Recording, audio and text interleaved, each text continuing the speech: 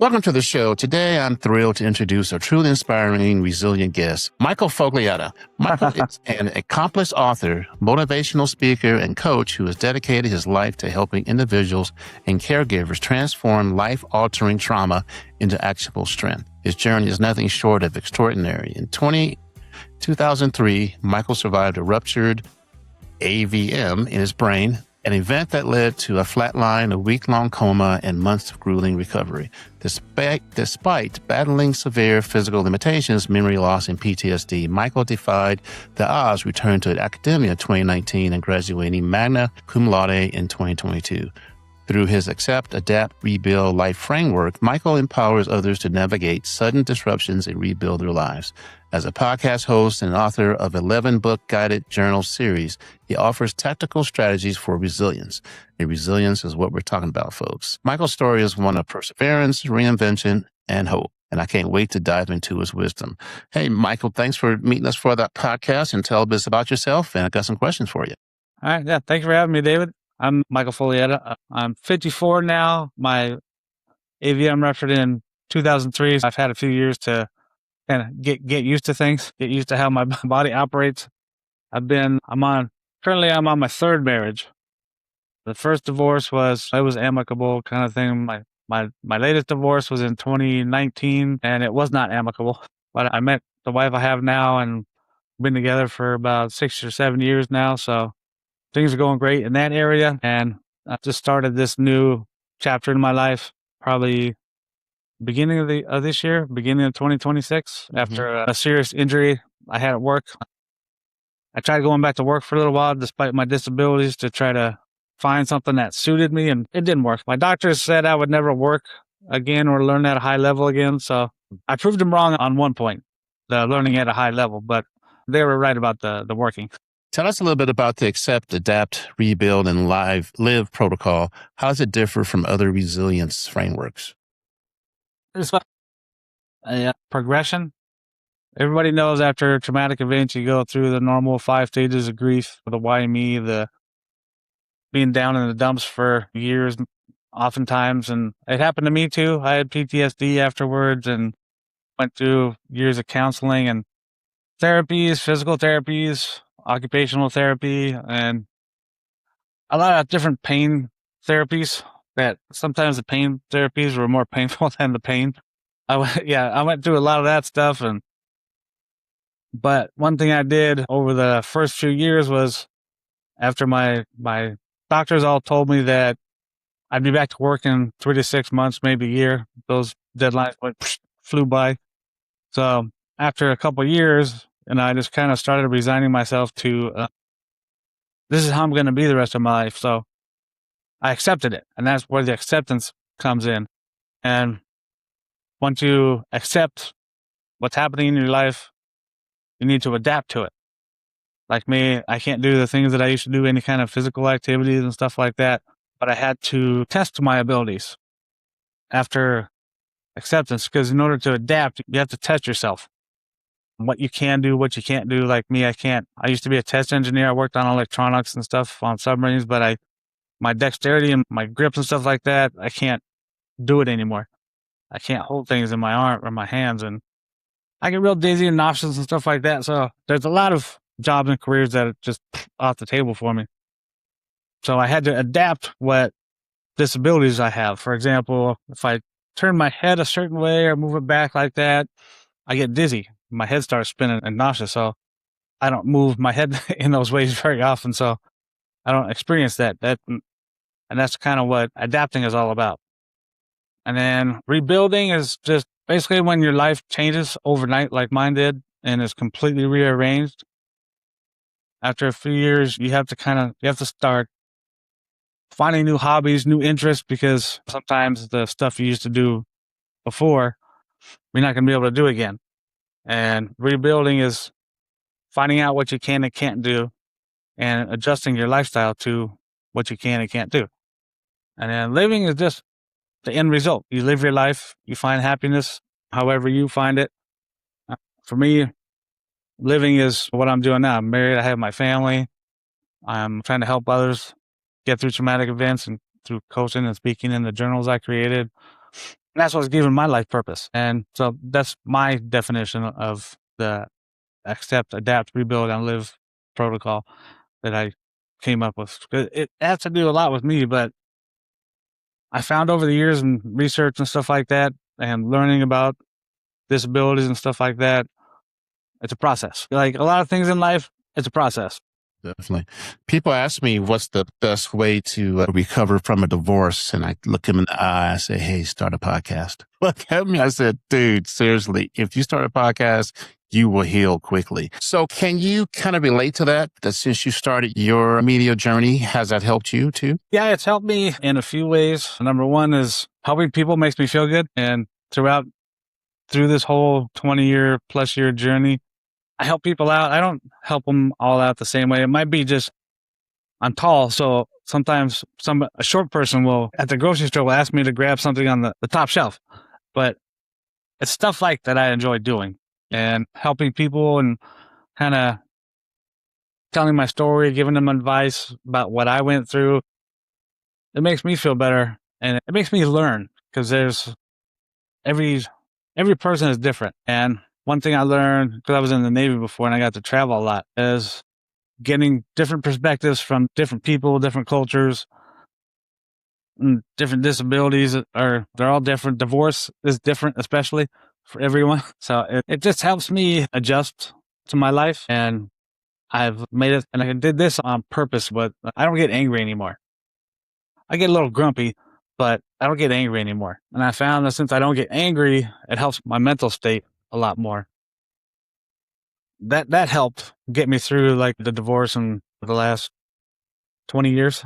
Well, I think the last time I got really angry was when I was married. The second time. Yeah, the second time. Okay. So one of the things I did, coping mechanisms back when I was in my divorce recovery, early into it, you have to figure out how to control the anger and how to control the hurt. So one of the things I did, and it probably wasn't the best thing to do, but it worked for me. I had to go from the standpoint that people were basically stupid until proven otherwise. So my expectations were so low. Like they were so low, but that 6 months, 9 months got me through that. And then I eventually let that go. But sometimes you have to jump off the deep end in order to survive. Yeah. What are some of the most common misconceptions that people have about resilience and how would you address it, you think? A lot of things that I've seen over the years is people think that the disabled community are seen as weak. There's something wrong with us. So there's got to be, we're just a weak person. And I think the biggest misconception about being weak is we're not weak. Every day I live in pain 24/7, dizziness, nausea, all that stuff. And for a normal person, they wouldn't be in the hospital every day for what I go through on a daily basis. So I don't like to consider the disabled community weak. And it doesn't matter what disability it is or any kind of problem, traumatic event you're going through. It's just I can't explain it sometimes. When you go through stuff, it's just, what? Can you ask the question again? I lost my train of thought there. Yep. Hold on. Here we go. What's the most common misconceptions that people have about resilience or even the disabled community? That's where we were going. Okay. Yeah, I remember now. Sorry about that. That's fine. Like I was saying, it's seen as a weakness. Even people that get divorced, they're seen as weak because they can't keep a marriage together. So there's got to be something wrong with them. And most of the time there's not. It's just two people that get together and they're happy for a while and then life happens and you just split apart. And I think that's the main thing. It's not a sign of weakness. It's a sign of recovery, basically. You're trying to get out of a bad situation. Yeah. And what was the most challenging aspect of writing your 11-book guided journal, Ecosystem? Looking back, what was some of the challenging aspects of writing that? coming up with the prompts. Each journal has a different prompt, and it's a prompt for each part of your life after it happens. Okay. Like me, after my brain ruptured and stuff, I had to get used to not working because I wasn't able to work. There's financial stress, people grieve their past selves, and I go from that when it happened all the way to rebuilding a new life redefining success, having goals, new goals, and stuff like that. And I have 11 journals and one Yep. ebook. Okay. And the journals are sudden disability, adapting to sudden disability, adapting to PTSD. I have a cerebral palsy series, an autism series, and each journal has a caregiver edition that goes along with it, because nobody goes through anything alone, even Correct. divorced people. And with disabled people, there's always a caregiver. And say your spouse, she gets paralyzed in a car accident. The husband now has to take over the whole house, redo the whole house, and make it accessible, stuff like that. So there's a whole new dynamic involved with caregiving. I'm not talking about paid caregivers that come to the house or going into a institution. I'm talking about spouses, friends, family, those kind of caregivers. So it's a whole different ballgame for caregivers than it is for the actual person, a disabled person or the divorced person. And even divorced people can get PTSD and stuff like that. It's more, I liken it more to journeys. And like with the cerebral palsy journals, I start at adolescent journal all the way up to the caregiver. Same with the autism one. I start with the adolescents and goes up to caregiver. So does the caregiver go side by side with the journal? Are there two journals, or is it all one? It's pretty much goes with it. Okay. There's a few different aspects to caregiving, like I said, but for the most part, it's the same journey, just at two different perspectives. Gotcha. Wow. So when you do a motivational speaker engagement, what are some of the positive people come up to you at the end? What are some of the positive things that you hear that keeps you going? People always tell me how resilient I am and how my story is inspirational and stuff like that. And what I'm trying to get across the inspirational and motivational part, of course, but the biggest part of it is structure, I think, to what I'm trying to do. So one of the biggest things I do is try to offload cognitive when somebody has too much stuff going on up here. Like an example I like to give is you have to remember your whole entire day, like each appointment, stuff like that. And instead of your brain doing that, everyone has calendars, but I don't think we all look at calendars all day to see what we have. So if you take stuff out of your brain and put it on paper or somewhere else, your brain's not doing it. So it saves I call it the cognitive battery. Gotcha. Especially like with disabled people, the cognitive battery drains real fast. Yep. Excuse me. That's almost like a curse. We talked about, or I've talked about with other people about being creative. You're creative, I'm creative, and you can't explain to other people that are not creative. And offloading your brain, that's an awesome thing. I'm gonna start doing that because my brain thinks of stuff all the time. It doesn't stop. Yeah, mine too. That's why I write stuff down a lot, or I try to. Like my brain doesn't work like most people's anymore. The blood that went all over my brain, it pretty much wiped out 90% of my life, all my memories. And still to this day, I lose memories every day. But what I think I came up with was my brain's always trying to take things away from me, my memories and stuff like that. And every day I'm trying to put stuff back. Gotcha. I don't know what's going to get through or not, but that's what I try to do. But I accepted that a long time ago, and it doesn't really bug me anymore, but that's basically what it's all about. Can you explain rebooting after rupture? What is that about? I was talking about the accept, adapt, rebuild, and live protocol. That's basically, you're rebooting yourself. You're starting from scratch because you probably can't do most of the stuff you did prior to the accident or the rupture. And so you just have to reboot, turn the computer off and turn it back on. And it's almost like a hard wipe. Yep. Yeah. My phone camera is now my memory. Oh, there and my wife and my kids, they're my memory. How do you approach coaching survivors and coaching caregivers differently? Survivors have to worry about recovery and healing for themselves. Caregivers have to worry about recovering for not only the disabled person, their loved one, if they have kids, they have to worry about the kids, but they also have to worry about themselves because there's a thing called caregiver burnout. And if you're spending 24/7 trying to take care of somebody, but you're not taking time to take care of yourself, you're not going to last very long. You're going to be exhausted, and you need to find ways to take little breaks. Even like a 5-minute go outside. If you smoke, go have a smoke. Just go do something, a hobby, take 10 minutes and stuff like that. That's kind of what the difference is. Yep. I kind of tell people, like with co-parenting, self-care is huge. And a lot of guys or women practice that.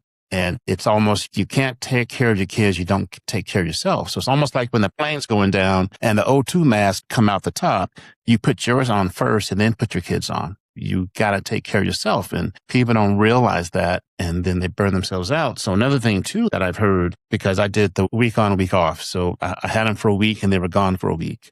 That's what I'm doing. But that week they were gone, I was like, what was that? Pop goes the weasel. Oh, yeah. I was in that little box for a week and then they come back and I pop out of the box. And so I had to stop that in order to take care of myself. So tell the men out there how important self-care is. Say, I like to use this example, but say you have a job or a career, but you hate it. You never stop doing it though. You don't change. And you never stop doing this job for 40 years. And so you go 40 years hating your job. When you're done with your job, that's your life. So you have to start something new. And sorry again, David. Can you ask the question again? Sorry. It's that pop goes the weasel, that you've been in the job for 40 years and then all of a sudden you got to figure out something else because you haven't done anything different. Yeah. It's just a way to save yourself from years of misery. But say the difference is you work that job you hate 24 hours a day. You might hate caregiving, you might hate getting divorced, but if you make yourself bitter about it for 10 years, 15, 20 years, however long, you're not going to be a happy person. And one thing I learned over my years of recovery is nobody wants to hang around with a grumpy person that's just grumpy, has a bad attitude all the time. Definitely. And nobody wants to be a part of that. I had to learn that for myself too. What are some of the daily habits or routines that have helped you maintain your progress and resilience? What keeps you going forward? Some of the small things, daily habits. The small things are, for me, it's structure. I have a process for almost everything, and that helps me keep my brain clear. When I have a process for taking a shower. I have a process for brushing my teeth, getting dressed, for making the bed, eating. My days, I have to adjust between laying down and sitting up for my brain to adjust, and whatever my body says, I have to listen to it. And it's a lot of, like I said, it's a lot of processes and structures. Because if I forget how to do something, I have to start over again. And that's why I have the structure. It was funny that this morning I forgot how to take a shower because I have the process, but I forgot the process, so I had to start over again. And then I forgot to brush my teeth, so I had to go back and brush my teeth. So there's still parts of the process that screw me up and I forget sometimes. But that's why I have the structure, so it's easier for me to remember. Gotcha. What role has storytelling played in your healing and coaching journey? More like I look at it like a learning experience. Like, I don't want to say research, but it's letting me learn more about myself too, and learning about others. And that's what I'm trying to do, is learn about people as much as I can. 'Cause I can't help somebody if I don't know what's going on. And that's why we have discussions and talks about like what's actually going on. My biggest thing is people need to be honest with themselves.